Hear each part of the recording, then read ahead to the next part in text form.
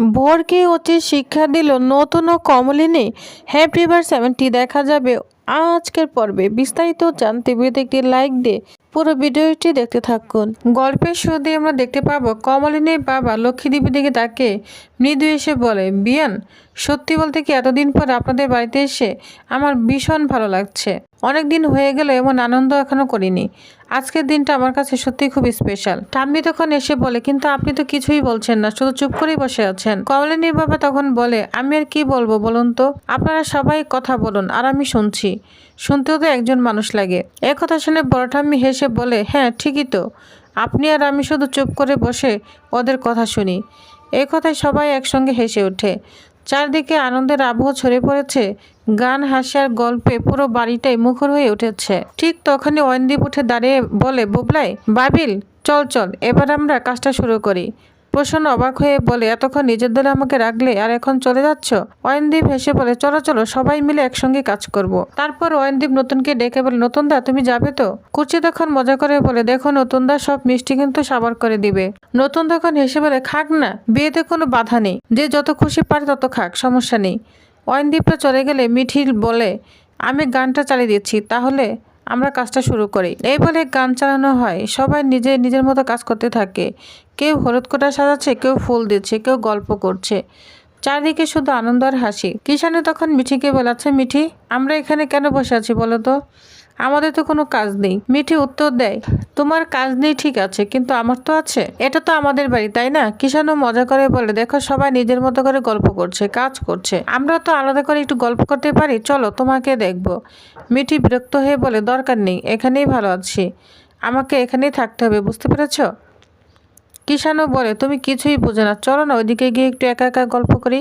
মিঠি তখন বলে, সবাই এত আনন্দ করছে, ভালো লাগছে না, এখন তোমাকে ওইদিকে গিয়ে একা গল্প করতে হবে? ঠিক তখনই দেখা যায় দুই ঠাম্মি দাঁড়িয়ে নাচ শুরু করে দেয়। এটা দেখে কিষানু আর মিঠি দুজনেই খুব খুশি হয়ে যায়। তারপরে মিছিলকে বলে, মিঠি, আমার ঘরে মিষ্টির পান সাজানো আছে, নিয়ে আয় তো। মিঠি বলে, আচ্ছা মিঠিল দিয়ে আমি নিয়ে আসছি। এই বলে মিঠি পান আনতে যায়। অন্যদিকে কিষানু একা একা বলে, কেউ ভালো না, কেউ ভালো না, সবাই আমার সঙ্গে সূত্রমি করছে, আমি দেখিয়ে দিব। কথা শুনে মিঠিল হাসতে থাকে। তারপর কুচি বলে, কি সবাই নাচ করছে, ভিডিও করো না। কিষানু মোবাইল বের করে সবার নাচ ভিডিও করতে থাকে। অন্যদিকে নতুন অনেক খুশি। ঠিক তখনই বাবিল আর বুবলাই সবাই মিলে মিষ্টি নিয়ে আসে। ঐন্দ্বীপ বলে, তো সবার জন্য মিষ্টি এনেছি, কিন্তু আমি কি ভুল জায়গায় চলে এসেছি নাকি? দেখছে আমার শাশুড়ি মা নাচ করছে। ঠাম্মি হেসে বলে, হ্যাঁ হ্যাঁ, চোখ বন্ধ করো জামাই। ঐন্দ্বীপ তখন বলে, চোখ বন্ধ রাখবো ঠিকই, কিন্তু আমারও তো নাচতে ইচ্ছে করছে। কুর্চি বলে, দরকার নেই, তুমি এমনিতেই সবাইকে নাচাচ্ছ। তারপর কিষানু ঠাম্মিদের কাছে এসে বলে, এই যে দুজন গিন্নি এত সুন্দর, আমি কি আলাদা বসে থাকবো নাকি, তাই আগেই চলে এলাম। নতুন বলে, আমি চোখ বন্ধ করে রেখেছি। তারপর ঠাম্মির দিকে এগিয়ে গিয়ে কিষানু নাচ শুরু করে দেয়, মিঠিকে উঠিয়ে নিয়ে আসে নাচ করার জন্য। এই দৃশ্য দেখে রেশমি হিংসায় জ্বলতে থাকে। সবাই মিলে খুব আনন্দ করতে থাকে। বাবিল আর বুবলাই মিষ্টি খেতে খেতে হাসি ঠাট্টায় মেতে ওঠে। ঠিক তখনই দেখা যায় ইনস্টিটিউটের লোক চলে এসেছে। নতুন অবাক হয়ে বলে, তোমরা চলে এসেছো? ভোর বলে, হ্যাঁ স্বতন্ত্রদা, আমি রিহার্সেল করছিলাম, তোমাকে খুব মিস করছিলাম, তোমাকে ছাড়া না জমছিলই না। নতুন তখন বলে, হ্যাঁ আমাকে ছাড়া জমবেই বা কেন? ভোর তখন বলে, তুমি তো গান গাও, আজ তো আর গান গাওনি, আর একটা ভালো খবর আছে। নতুন তখন বলে, দেখো ভোর, এটা বিয়ে বাড়ি, এখানে না ইনস্টিটিউটের কথা নয়, এখানকার কথাই বলো। তখন ভোর বলে, তোমার নামে না চিঠি এসেছে, তোমাকে বাইরে যেতে হবে, আর তুমি একজন জুনিয়র সিলেক্ট করতে পারবে, তাই তো আমি বলছি, আমি যাব তোমার সঙ্গে, আমি ছাড়া আর কেউ তোমার সঙ্গে যেতে পারে না, তোমার সঙ্গে যাওয়ার একটা সুযোগ আমি কোনোভাবেই মিস করতে পারবো না। এই কথা শুনে নতুন তো চমকে যায়, কিছুক্ষণ চুপ ভোরের দিকে তাকিয়ে থাকে। ঠিক তখনই কমলিনী একটু ঠোঁট বাঁকিয়ে বলে, তোমরা তো দেখছি আমার পুরো বাড়িটাকেই ইনস্টিটিউট বানিয়ে দিলে। ভোর তখন বলে, না বৌদি, আমিও তো এক্সাইটেড, যে খবরটা না বলে থাকতে পারলাম না। আসলে স্বতন্ত্রতা বাইরে যাবে, আর তার সঙ্গে আমিও যাব। স্বতন্ত্রের সঙ্গে গেলে আমি কত কিছু শিখতে পারবো জানো। উনি তো একটা সায়েন্স, তার কাছ থেকে সব শেখা যায়, গান, কবিতা সব কিছু শুনতে পারবো, তাই আমি তো যাবই। এই সময় কমলিনীর মা কমলিনী কানে কানে বলে, এই বুড়ি, এই মেয়েটা কেড়ে এত কথা বলে কেন, এত চেটাং চেটাং কেন?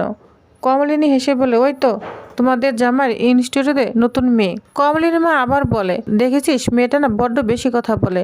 নতুন তখন ভোরকে ডেকে বলে, ভোর, আমি তোমাকে সবার সঙ্গে পরিচয় করে দিচ্ছি। তারপর ভোরকে নিয়ে একে একে সবাইকে পরিচয় করিয়ে দেয় পরিবার লোকজন আর ইনস্টিটিউটের সবাইকে। এ সময় কুর্চি কৌতূহল নিয়ে বলে, তা বাইরে কোথায় যেতে হবে নতুনদাকে? বোর সঙ্গে সঙ্গে বলে ওঠে, পাহাড়ের দিকে। আমি জানি স্বতন্ত্রদা ওইখানেই যাবে, উনি দার্জিলিংয়ে যাবেন। আমার ভীষণ মজা লাগছে জানেন তো, পাহাড় আমার খুব ভালো লাগে আর স্বতন্ত্রতার সঙ্গে থাকতে পারবো, এই সুযোগ আমি মিস করতে পারবো না। এই কথা শুনে কমলিনী বলে, আচ্ছা ভোর কদিন থাকতে হবে? ভোর তখন বলে, ধরুন 7 দিনের মতো। এই কথা শুনে নতুনের মুখ একদম বদলে যায়। ভোরের কথাগুলো তাকে রাগিয়ে দেয়। ভোর বলে, হ্যাঁ 7 দিন তো থাকতে হবে, আমরা কত ঘুরতে পারবো আর সেখানে গিয়ে কিছু শিখতে পারবো। কমলিনী তখন কড়া গলায় বলে, তুমি তো দেখছি তোমার স্বতন্ত্রতার হয়ে নিজে ডিসিশন নিয়ে যাচ্ছ। তোমার স্বতন্ত্রতা তো এখনো কিছুই বলেনি সে যাবে কিনা। বোর তখন অবাক হয়ে বলে, যাবে না মানে? যাবে না মানে? স্বতন্ত্রতার নামেই তো চিঠি এসেছে, ওনাকেই তো যেতে হবে, না গেলে তো হবে না। আর আমি তো যাবই। কমলিনী তখন বলে, আসলে তোমার স্বতন্ত্রতার থেকে না বেশি আগ্রহ তোমার, কারণ তুমি ওর সঙ্গে যেতে পারবে তাই তুমি এত কথা বলছো। কিন্তু তোমার স্বতন্ত্রতার সংসার আছে, পরিবার আছে, সে চাইলে তো যেতে পারে না, তাই না? এ সময় বাবিল বলে ওঠে, বোর তুমি জানো না আমরা নতুন কাকুকে ছাড়া একটু থাকতে পারি না। বোর তখন বলে, মানে তোমরা থাকতে পারো না বলে স্বতন্ত্রতা কোথাও যাবে না?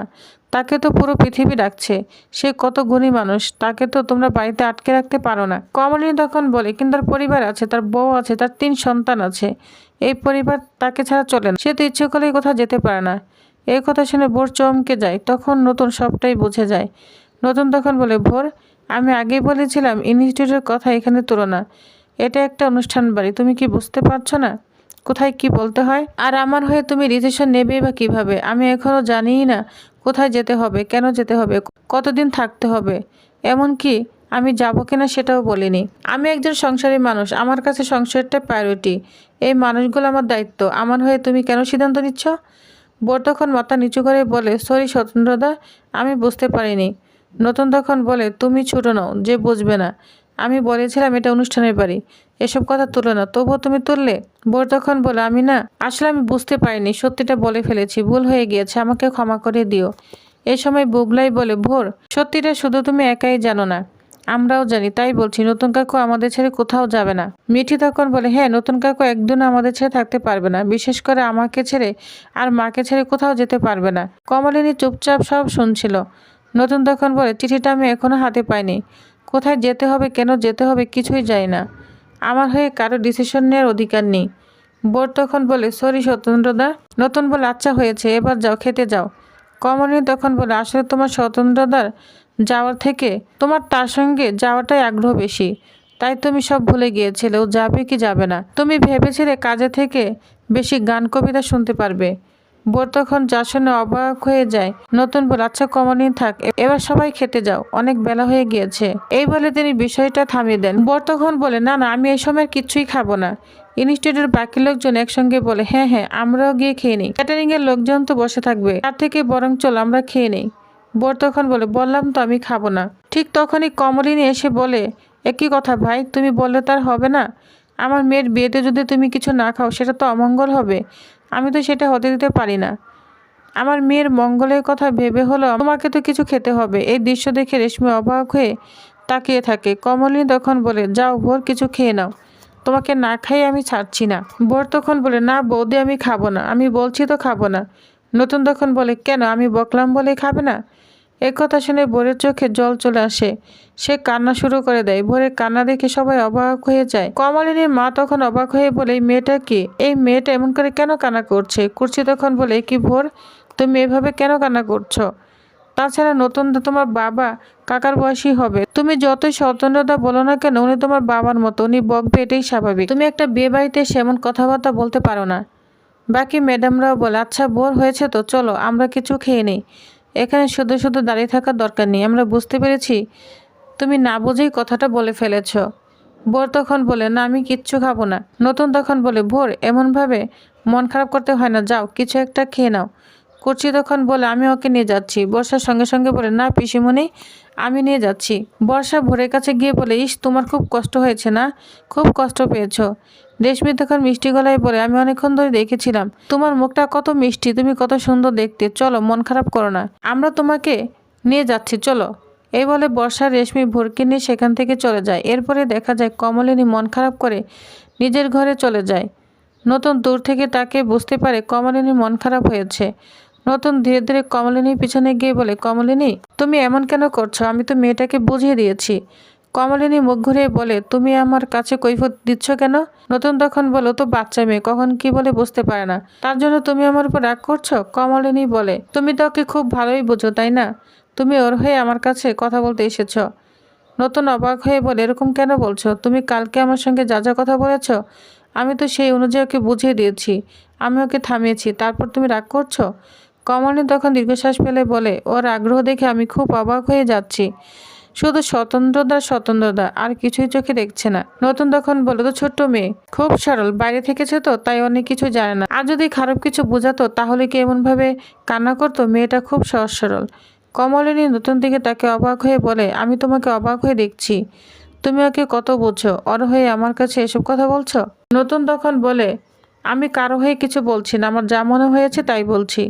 কমলিনী বলে, ওর পারিবারিক শিক্ষা কম, লেখাপড়া করলেই তো আর সব হয় না, কোথায় কি বলতে হয় সেটা জানে না। এখানে এসে কেমন রিয়াক্ট করেছিল তুমি দেখোনি? নতুন বলে, দেখেছি বলেই তো ওকে থামিয়ে দিয়েছি। কমলিনী তখন বলে, তুমি ওকে খুব আদর করছো। নতুন বলে, তো অনেক ছোট, বুদ্ধি কম থাকতেই পারে, তাই বলে কি আমি ওকে মাথায় তুলে নাচবো?